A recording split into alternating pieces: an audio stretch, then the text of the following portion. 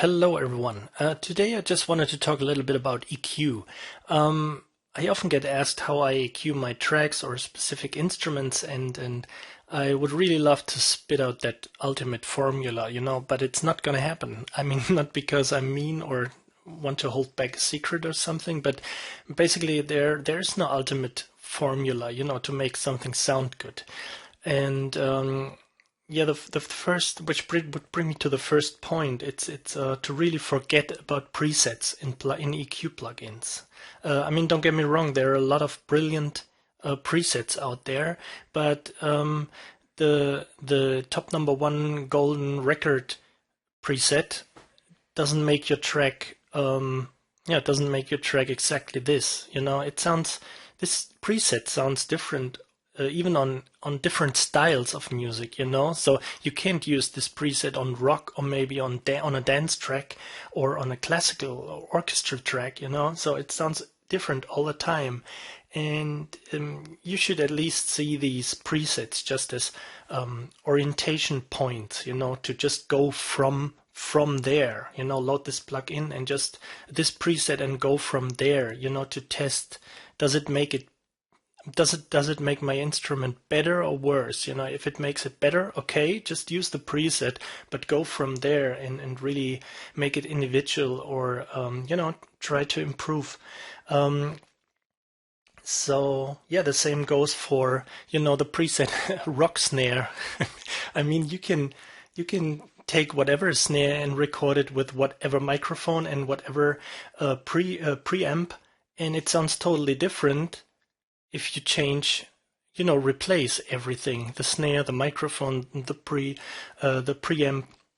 it sounds different again. So the preset of one specific plugin with a specific preset rock snare always sounds different. So you cannot apply it to your snare and expect it to sound it better. So if you base your whole mixing, your whole mastering, or your whole sound processing on presets, your track will definitely not sound better as long as you not go into it and tweak it, and make it really sound good. So, because you can buy plugins for like $1 million and use all those presets designed by top number, all the major sound engineers out there. It doesn't make your track better if you just use their presets, because these guys. I mean, if it would be just, if you would get a hit or a brilliantly sold record with just presets, these guys wouldn't have work anymore. So. And I think they would all agree with me that these are just starting points, okay, to get it going from there.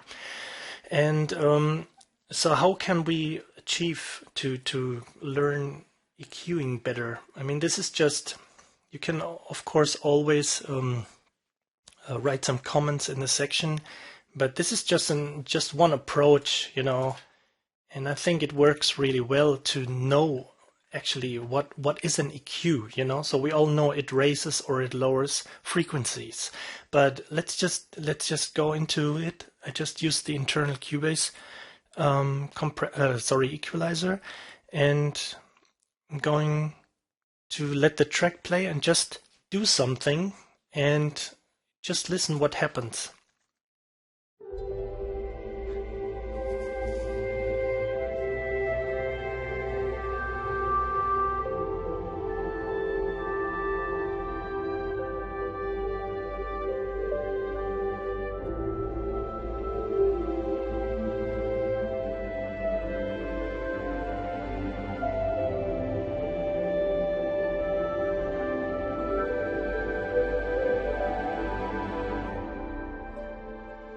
Okay, just once again from here.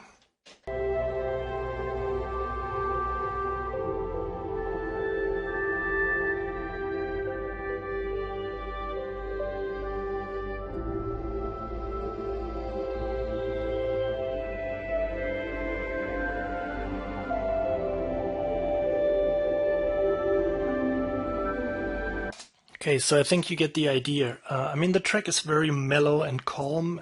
This is actually a demo I wrote for Project Sam's Lumina, just by the way. And so what I was just doing was to simply raise frequencies with a very low or high. I'm actually not really sure how you say what is a low or a high Q. This could be, well, let's call it a low one because the number says so.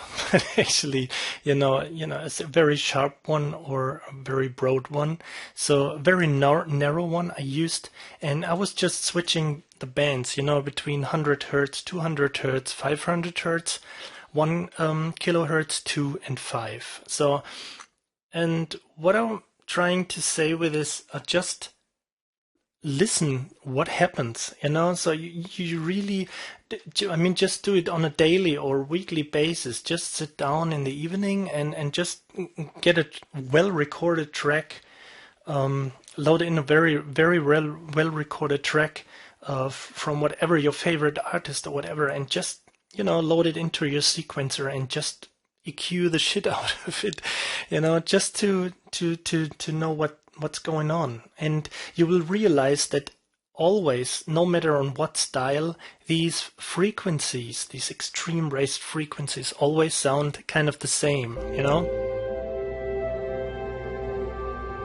So you will get this low rumble or noodlish thing on, just do whatever, imagine pictures or whatever, a noodle or whatever comes to your mind, when hearing this. And just turn the EQ on and off.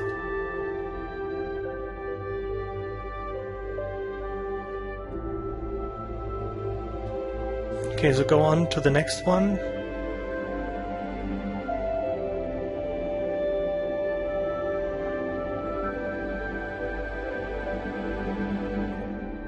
Let's maybe head over to the next part here.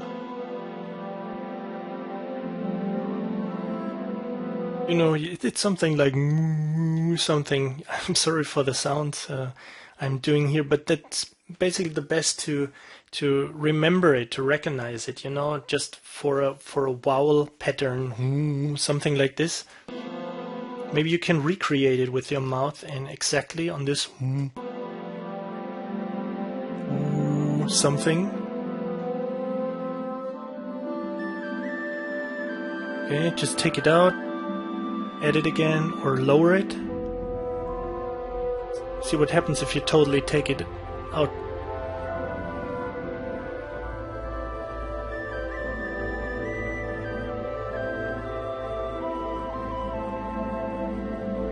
And actually, another very important thing is don't get tricked by it. I mean, if you do that for a very long time, you suddenly realize that every track sounds better like this.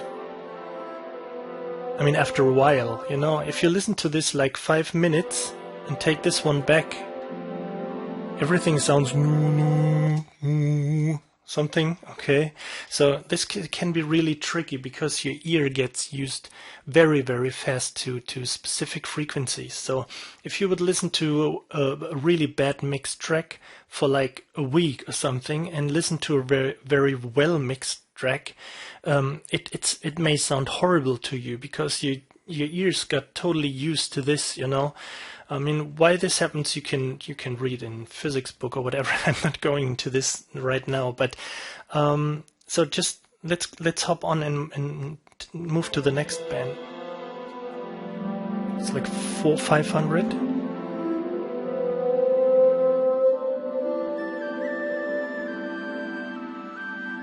Just fool around with it. And go back.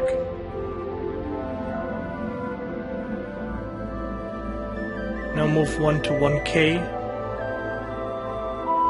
Just rewind a little bit.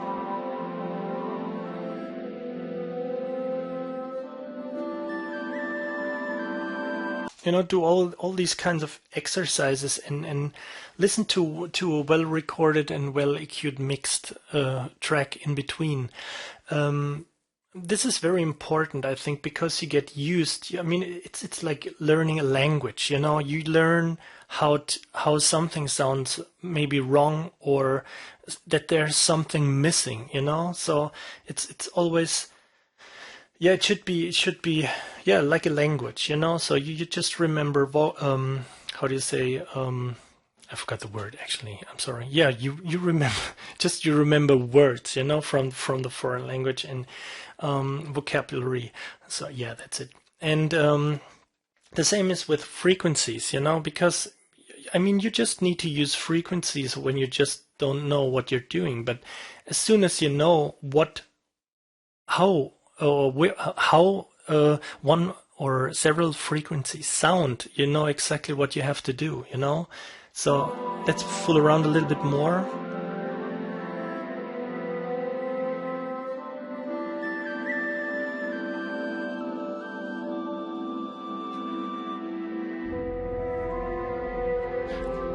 Okay, so after a while, you really realize, when you do this for like a few days or a few weeks, you may notice some specific frequencies in your previous tracks, and you think, or maybe you can, even though every older track should be just treated like a photography. You did it, it's over, you probably got paid for the job, so move on to the next one. But it's a good thing to practice, go back to your previous track and maybe try to hear if you did something not that good, and just save this for the next track and use it, save it as experience.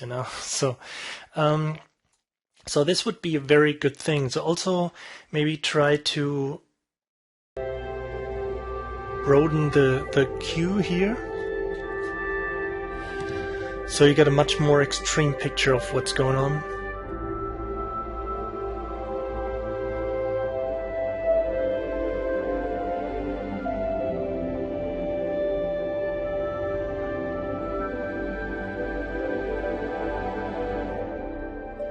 Okay, so maybe just start with 500 and listen to it in all kind of variation, just raise it. Sorry, I hope I didn't damage your speaker or your ears, but I think not.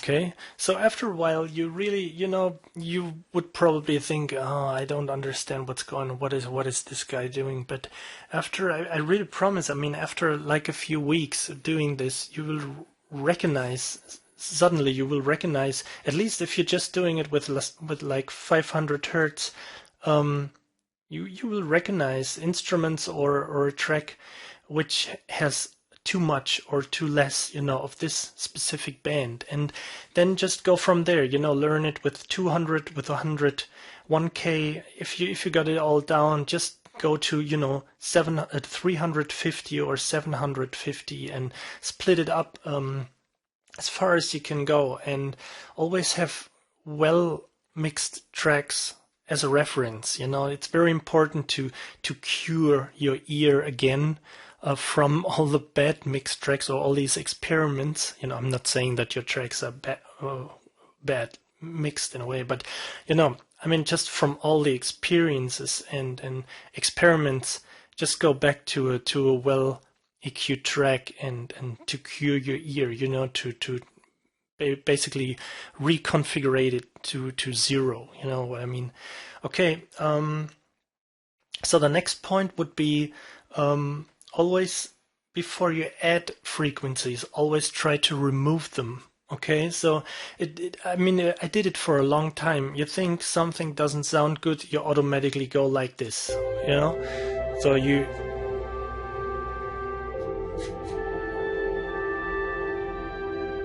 something, and so the track sounds better, much better.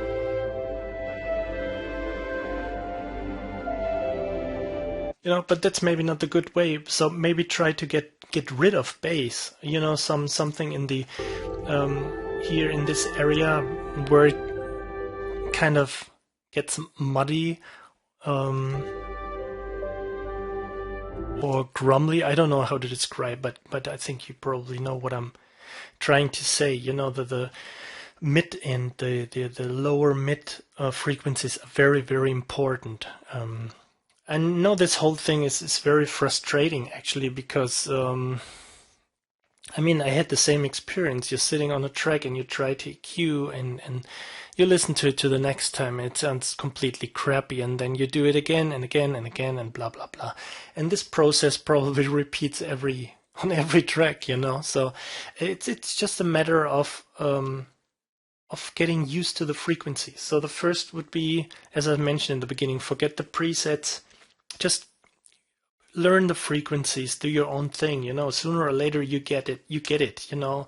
It's of course never wrong to watch you know, famous or top engineers, you know, and listen to what they say. And definitely I'm far from it. Seriously, I'm far from being a very well engineer, but I think I at least understand what, you know, what is going on in EQ. I mean, you have to think this is your job probably, so you better know what you're using. You know, if you would be working in a bakery, you cannot stand in front of the, you know, whatever ingredient and go, oh, what's this? Let's use it a little bit or no, or, you know, instead of, you know, presets, just watch somebody else. How much does this guy take? Or he was probably preparing a completely different thing than you are, so it doesn't really matter if he used 100 grams of this or a pound of that. So just know what you're doing, and again, remove instead of add things, and try to build space for the other instruments, especially remove frequencies when you use single instruments, not always on only the full mixed track, you know. And yeah, I think the most important thing is to really know the frequencies. So it's the best is really to sit down for a few evenings, or, you know, just 5 minutes after work, or whatever time you feel comfortable, and just do it. Just fool around with the cues, because to be honest, the most of the time you're not probably, or maybe not knowing what you're doing, because you do not care to know what you're doing, you know. So the best thing is to just practice it, and not be just lazy, or yeah, let's try to figure out if I make it better or not. I mean, if you're not knowing what you're doing, don't touch an EQ, because you could make it much more worse, you know. So yeah, that's basically it. Just if you have any questions, feel free to put them in the comment section below, or if you have any questions or you want to discuss specific things with other users, that's totally cool. Also, if you have some critical comments about this video, just put it all there. I'm happy for everything. Doesn't matter if it's positive or negative. And okay, so I hope you enjoyed it, and see you next time. Bye.